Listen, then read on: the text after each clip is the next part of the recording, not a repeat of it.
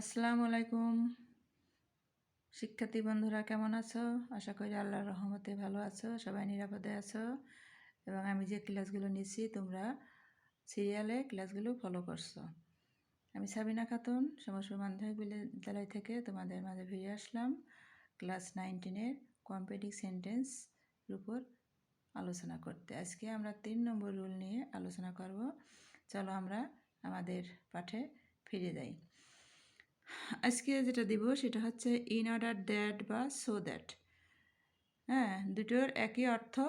এর অর্থ হচ্ছে যেন বা যাতে। বুঝছো? ইন অর্ডার দ্যাট মানেও যাতে, আবার সো দ্যাট মানেও যাতে। এখন এই যদি সেন্টেন্সে গিভেন সেন্টেন্সে সো দ্যাট অথবা ইন অর্ডার দ্যাট থাকে, সেক্ষেত্রে আমরা কীভাবে সেন্টেন্সটা কমপ্লিট করব। সো দ্যাটের পরে একটা সাবজেক্ট হবে, আর সাবজেক্টের পরে দিতে হবে ক্যান অথবা কুড অথবা মে অথবা মাইট। হ্যাঁ, তারপরে মূল ভার্বের প্রেজেন্ট ফর্ম হবে। এই নিয়মটা তোমরা ভালো করে খেয়াল রাখবে। যদি গিভেন সেন্টেন্সে সো দ্যাট অথবা ইনার দ্যাট থাকে, তাহলে পরবর্তী যে অংশটা আমরা পূরণ করব সেখানে সো দ্যাট অথবা ইনার দ্যাটের পরে সাবজেক্ট দেব। গিভেন সেন্টেন্সের সাবজেক্টের সঙ্গে সঙ্গতি রেখেই সাবজেক্টটা দিতে হবে। তারপরে এই মোডাল অক্সিলারি দিতে হবে। কোনটা হবে? যদি গিভেন সেন্টেন্সটা প্রেজেন্ট ফর্ম হয় তাহলে ক্যান অথবা মে হবে, আর যদি গিভেন সেন্টেন্সের ভার্বটা পাস্ট ফর্ম হয় তাহলে কুড অথবা মাইট হবে। তোমাদের বুঝে সুঝে এটা লিখতে হবে। আর এই মোডাল অক্সিলারির পরে যে ভার্বটা হবে সেটা হবে ভার্বের প্রেজেন্ট ফর্ম। ক্লিয়ার? তাহলে এই নিয়মটা তোমরা খাতায় লিখে রাখো এবং সবসময় মনে রাখবে। আচ্ছা, চলো আমরা এক্সাম্পল দেখি। Example number 1। তার আগে স্ট্রাকচারটা তোমরা লিখে নাও, যেটা হচ্ছে সাবজেক্ট যোগ ভার্ব, তারপরে যেটা থাকে ডট ডট বলা হচ্ছে, যে ওয়ার্ডগুলো থাকে থাকুক, তারপরে সো দ্যাট অথবা ইনার দ্যাট।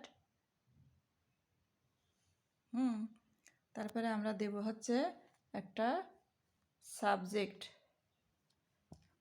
তারপরে দেব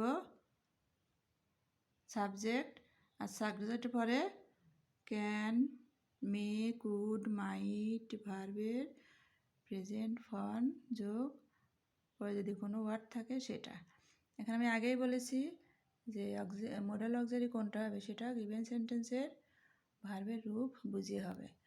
তাহলে স্ট্রাকচারটা হলো এমন: সাবজেক্ট যোগ ভার্ব, তারপরে যদি কোনো ওয়ার্ড থাকে থাকলেও ডট ডটের অর্থ এটা বোঝাচ্ছে, তারপরে সো দ্যাট, তারপরে সাবজেক্ট, তারপরে মোডাল অক্সিলারি একটা, ক্যান, মে, কুড, মাইট যে কোনো একটা, তারপরে ভার্বের প্রেজেন্ট ফর্ম।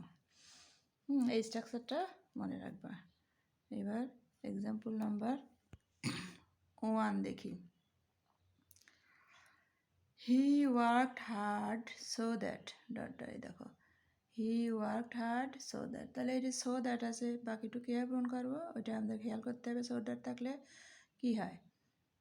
সো দ্যাট থাকলে পরের অংশ হবে সাবজেক্ট, তারপরে ক্যান, কুড, মে, মাইটে একটা, আর ভার্বের প্রেজেন্ট ফর্ম। এখন পরবর্তী যে ভার্বটা আমরা দিব মোডাল অক্সিলারির পরে, সেই ভার্বটা সামঞ্জস্য ভার্ব দিতে হবে যাতে এই গিভেন সেন্টেন্সের অর্থের সঙ্গে সঙ্গতি আসে।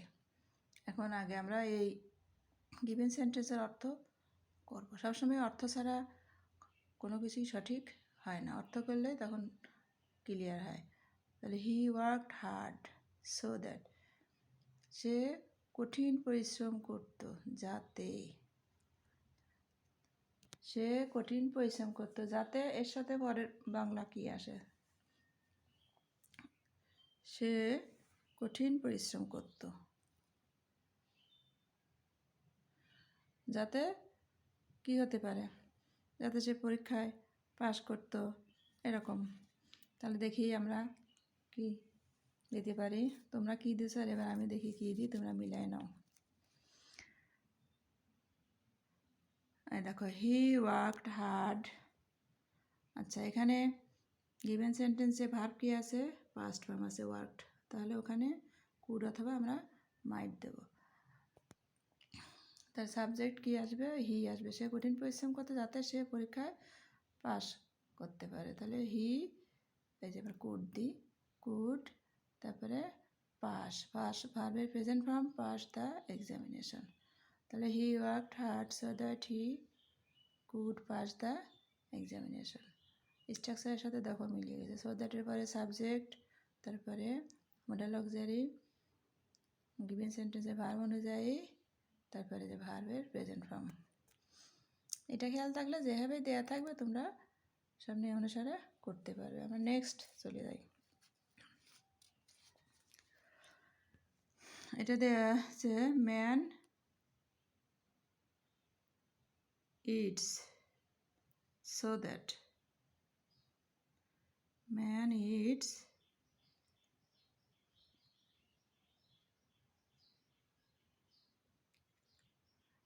ইটস সো দ্যাট, তাহলে মানুষ খায় যাতে বাঁচতে পারে, তাই না?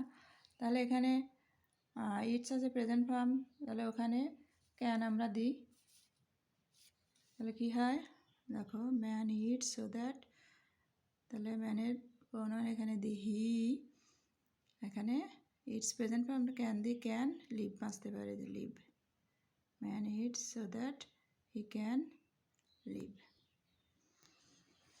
আমরা আর একটা এক্সাম্পলে যাই। The students studied regularly in order that, তাহলে ছাত্রছাত্রীরা নিয়মিত পড়ে যাতে কী করে, যাতে তারা ভালো রেজাল্ট করতে পারে বা জীবনে সফলতা আনতে পারে। এই যে মিনিং এভাবে করে পূরণ করতে হবে। তাহলে দি স্টুডেন্টস স্টাডিড, এটা পাস্ট ফর্ম আছে, তাহলে আমাদের মাইট অথবা কুড হবে। দেখো, দি students studied regularly in order that, the students plural, তাহলে প্রোনাউন হবে দে। দি স্টুডেন্টস না লিখে আমরা প্রোনাউন ইউজ করব, দে। আর পাস্ট হচ্ছে যদি মাইট দাও অথবা could, they might succeed, present form verb succeed in the examination. Clear? তাহলে আমরা এইভাবে আমাদের সো দ্যাটের যে নিয়মটা, কম্পিটিং সেন্টেন্স খেয়াল করে এভাবে করব। তার মানে সেন্টেন্সে যদি সো দ্যাট অথবা ইন অর্ডার দ্যাট থাকে, এক কথায় এরপরে আমরা কী দেবো, সাবজেক্ট, তারপরে ক্যান, কুড, মে, মাইট একটা দেব according to given sentence structure of verb, form of verb দেখে তারপরে ভার্বের প্রেজেন্ট ফর্ম বসাবো। ক্লিয়ার? আজকের মতো আমাদের আজকে আলোচনা এখানে শেষ। পরবর্তীতে আমরা আবার একটা রুলস নিয়ে আসবো। ততদিনে তোমরা সুস্থ থাকবে, ভালো থাকবে, এবং প্রতিদিন এই পাঠগুলো, এই নিয়মগুলো তুমি বাসায় প্র্যাকটিস করবে। কথায় বলা আছে, practice makes man perfect. Practice ছাড়া কোনো উপায় নেই, যত প্র্যাকটিস করবে মনে থাকবে।